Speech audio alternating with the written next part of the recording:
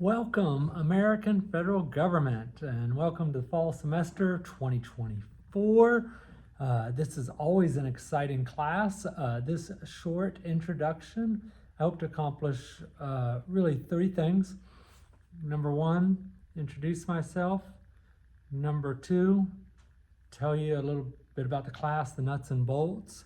And number three, tell you why this class is important. So number one, my name is Mr. Brennan, and I have taught adjunct at Carl Albert for like 22 years, a long time now. I teach AP Government, AP US History, AP Euro at Poto High School. And I love teaching, no doubt. I still love to teach. I've taught for this is my 28th year, so I do enjoy it. I also enjoy traveling a lot and sharing those experiences with students in my history classes and government classes. So yeah, that's me. I have a son that's at Carl Albert. He's a sophomore this year, so that's great. A lot of you students are probably concurrent enrollment, and sometimes you're off in Stillwell. I've had students from way off that are taking concurrent enrollment or that are taking this class online, and that's great as well. So okay, the nuts and bolts of this class. I try to keep it really simple. So hopefully you're paying close attention to this message, and it's in your syllabus. I think you have 1,000 points available. We have 15 chapters. Each week you do another chapter. There's a schedule in your syllabus.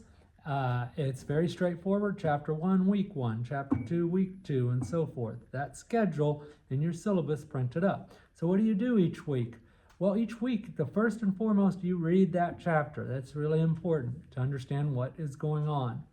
And then I try to pick something out of there for you to write about. So I'll pick an essay prompt, and you're going to write an essay. It is a formal writing. It is not a tweet or whatever they call it now.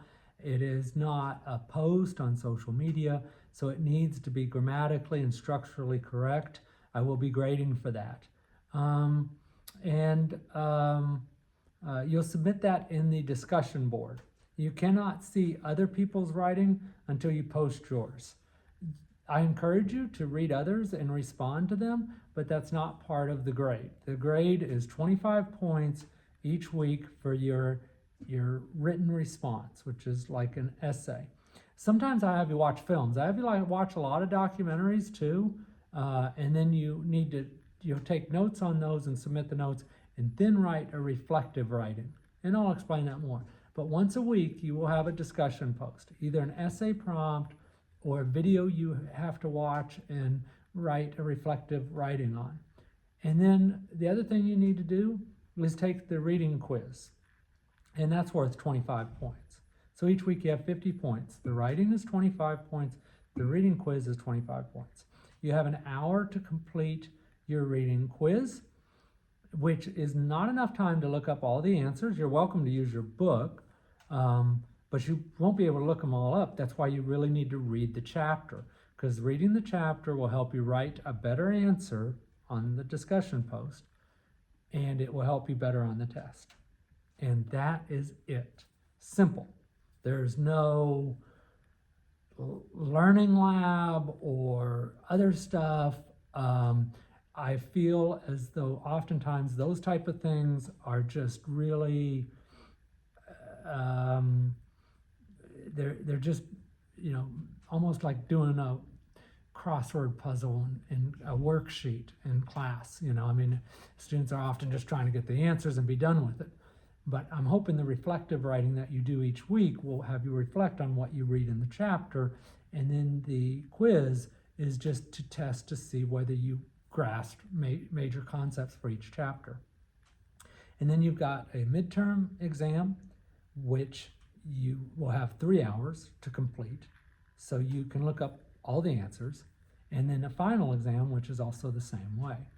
So that's how the class is structured, and I try to keep it simple, because if it's complicated, then no one ever leaves me alone, and they constantly can bombard me with these questions, which I encourage. If you have questions, please, but I try to keep it simple. Simple doesn't mean necessarily easy. It just means it's straightforward, not difficult to understand how the class works. And that's how I hope it is. All right, so now I've got about half my time left. Oh, and the other thing you need to do is I have weekly videos for you to watch that I introduce. Just 10 minutes. I try to limit it to 10 minutes. And those will introduce the chapter to you on what I hope you'll learn from this. And this is, in a way, the first video, but it introduces the whole class. So, American federal government is the most important class on campus. Because if we fail to teach you American federal government, our republic, which has endured for 225 years, fails. We are teaching you to be a knowledgeable citizen, to understand your government, because the government always begins with those first three words in the Constitution, we the people. I always have a copy of the Constitution here. We the people. These days I see people have we the people tattooed on their chest, but oftentimes I'm not sure what it all means. We want to understand our system of government, how it was founded, why it was created, and most importantly, how it works. This class is going to be so exciting this semester because we have a huge election in November. Not only are we electing a president, we're electing 1/3 of the United States Senate. An entire House of Representatives are up for election, and who controls Congress, and then all the state offices that are also up for grabs in each of the states. So it is a huge election, and it's really exciting.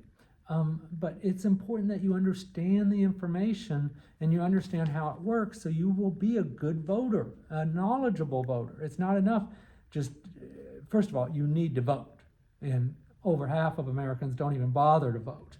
Because if you don't vote, we're going to get a dictator and they'll tell you what to do. So that's why that's so important. But it's not enough just to vote. You have to be knowledgeable and educated.